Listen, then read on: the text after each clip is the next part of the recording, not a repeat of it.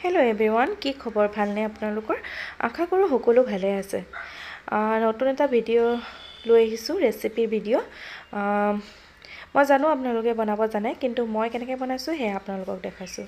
প্ৰথমতে মই কাবুলী বুটখিনি তিয়াই থৈছিলোঁ, তাতে বইল কৰিব দিলোঁ অকণমান নিমখ দি, আৰু কেৰাহীখনতে তেল দি এতিয়া পিঁয়াজখিনি ভাজি আছোঁ।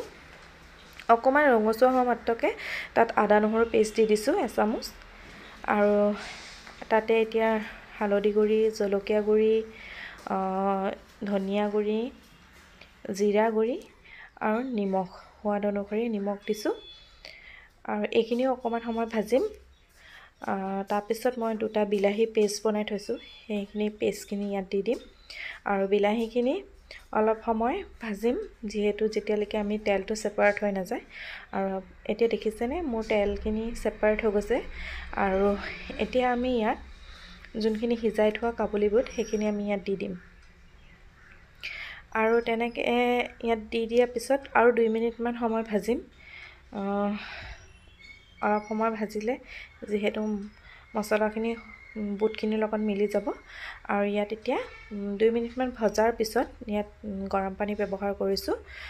অকণমান গৰম পানী দিছোঁ, উতল আহোঁতে মই ইয়াত কষ্টুৰি মেথি অকণমান দি দিছোঁ, আকৌ ঢাকোন লগাই ভালদৰে উতলিব দিছোঁ।